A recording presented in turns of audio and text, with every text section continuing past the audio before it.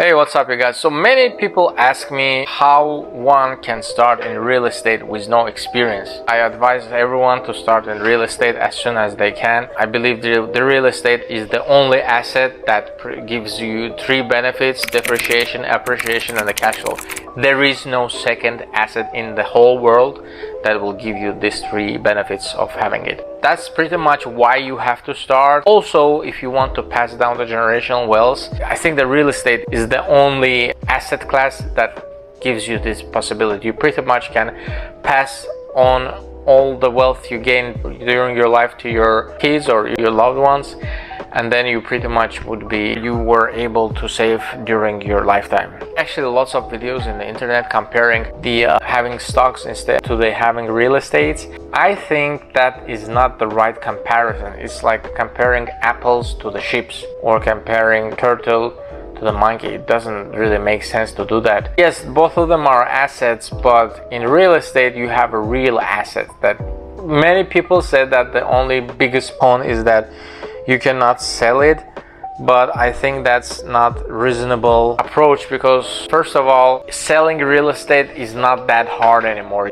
I don't think it's a hard thing to do anymore. You are pretty much getting all those advantages with no downside. I personally was lucky because prior starting in real estate, I had a good education. I had a background in having some kind of business that was actually much harder to do than real estate. I had some experience before, and when starting real estate, I already knew the basics. Like, you have to have some kind of sales pitch, you have to have income to debt ratio, you have to have some kind of income sheet. This kind of stuff helps you a lot when you start a business from the scratch.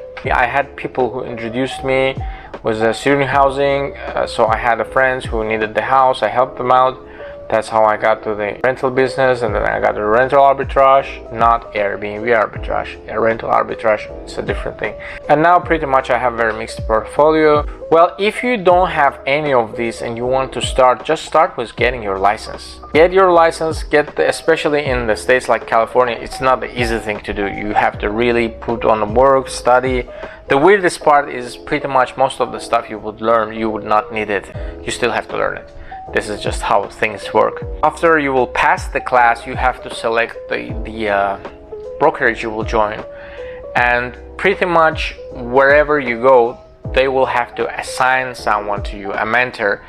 That's also a hardest part in my opinion, because pretty much no one is interested voluntarily to teach you if they don't have some kind of benefit. You can sign up to do the open houses, to join someone's team, which is, in my opinion, the best thing to do when you're just starting, because you will see them operating. But it's not a rocket science. I mean, nowadays you can see many things in YouTube and learn yourself. However, it's still okay to join someone's team, to learn from them, to gain some experience, and then go solo.